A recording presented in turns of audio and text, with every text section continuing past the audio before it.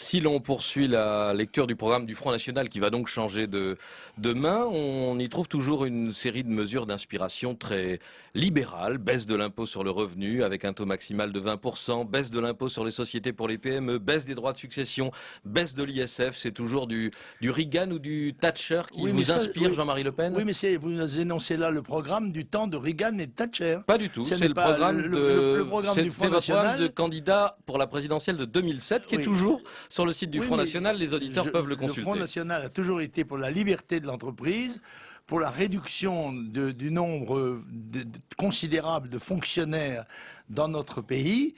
Et bien évidemment, je crois que cela n'a d'ailleurs pas été fait et restera à faire, quelle que soit la situation. Vous avez toujours dit qu'il y avait trop de fonctionnaires, trop d'État, trop de bureaucratie, trop d'argent pour l'éducation nationale. Oui, exact. Surtout pour les résultats qu'elle obtient, qui sont plutôt pitoyables. Je dois dire que là, dans le rapport qualité-prix, c'est assez médiocre, il faut le dire. Donc c'est toujours la ligne et ce sera le programme du Front National à l'avenir. Non, je ne dis pas que ce sera le programme. Vous dites très justement, c'était le programme. Et bien, je ne sais pas si ce sera le programme, puisque le candidat à la présidence ne sera pas moi. Ce sera quelqu'un d'autre qui me donnera sa marque et aussi, bien sûr, fera prévaloir ses opinions et les proposera au peuple français. Mais c'est évidemment une ligne qui sera adaptée à la situation actuelle de la France, laquelle n'a pas été améliorée par les gouvernements de droite et de gauche qui se sont succédés depuis 30 ans.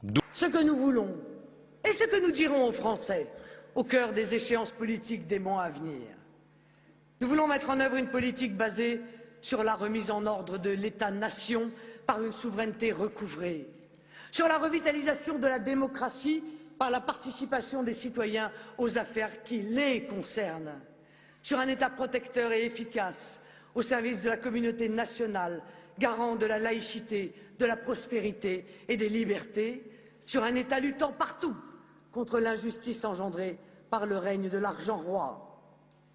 Nous organiserons la relocalisation du travail et de l'économie grâce au protectionnisme social et territorial, et ce de manière à empêcher la concurrence déloyale, le démantèlement de nos économies et la destruction de nos emplois.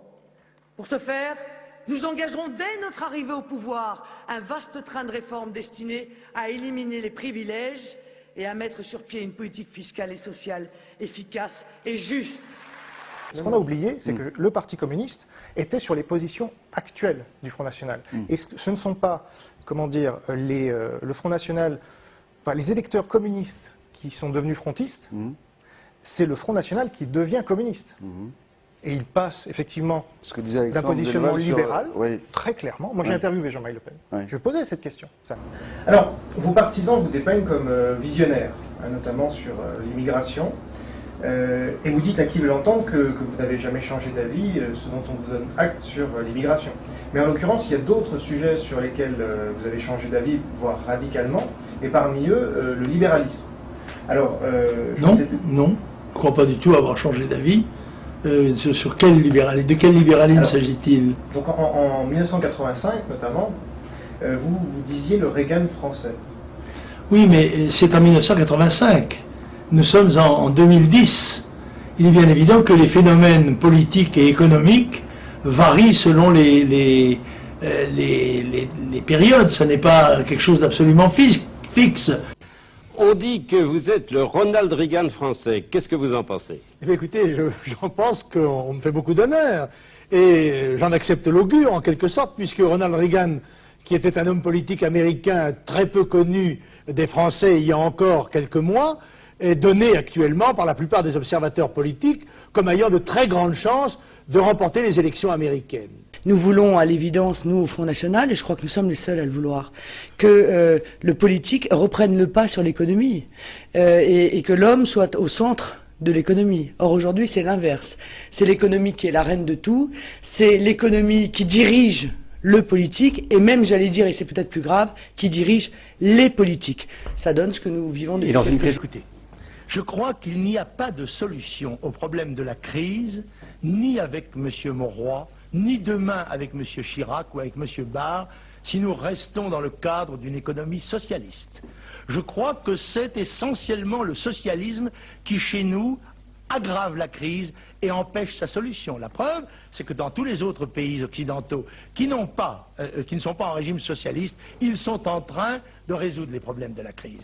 Il faut, à mon sens, tourner le dos au socialisme, tourner le dos à la politique que l'on mène dans ce pays depuis plus de 20 ans. Car je voudrais rappeler que, en effet, le libéralisme avancé n'était somme toute qu'une forme déguisée du socialisme le plus éculé.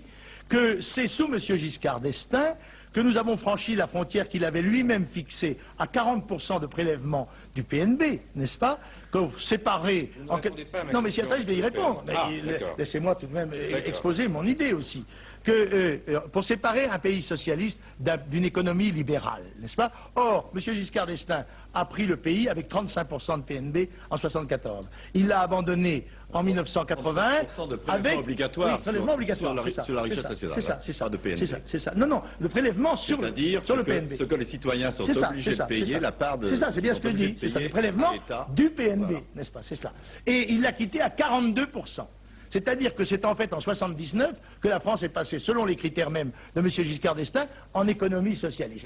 C'est le laisser-aller du schéma libéral, et je crois que la crise invalide totalement le schéma libéral. Tout ça ne règle pas le problème des grands secteurs industriels français qui ont vieilli. Oui, qui ont vieilli surtout dans les secteurs où l'État s'est mêlé directement. Bon, très bien, mais alors que fait-on pour demain? Ce n'est pas l'abandon du socialisme tel que vous le décrivez qui règle ce problème. La sidérurgie est viable, la sidérurgie française telle qu'elle existe est viable dans son état actuel, si tout ce socialisme que vous décrivez est abandonné.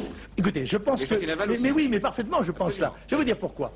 Parce que le socialisme, à la fois giscardien, chiracien et mitterrandesque, si vous voulez, le socialisme de la Ve République a abouti à paralyser ce pays sous une bureaucratie de plus en plus pesante. N'est-ce pas? Il y a eu de plus en plus de fonctionnaires, le secteur public n'a cessé de s'agrandir, il n'a cessé de devenir de moins en moins productif, et corrélativement, les charges et les impôts n'ont cessé d'augmenter, au point de décourager totalement l'initiative, à un point tel d'ailleurs que, contrairement à l'analyse faite par M. Chirac, je ne crois pas du tout qu'il s'agisse d'une incapacité de gouverner l'économie de la part des socialistes, mais d'une volonté délibérée de détruire les structures de production de liberté, de détruire l'appareil capitaliste pour enfin...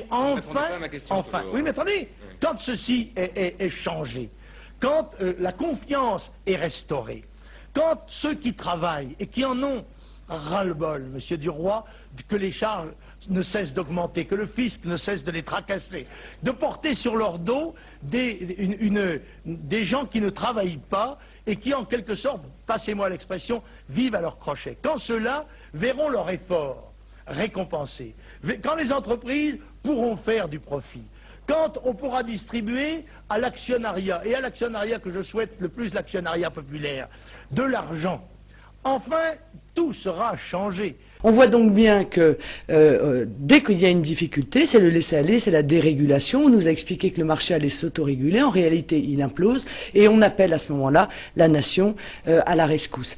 Mais je suis partisan de la liberté du marché, oui. Je pense que mais je n'ai jamais dit qu'il ne fallait pas que celui-ci soit contrôlé par l'État, organe en quelque sorte de l'intérêt public.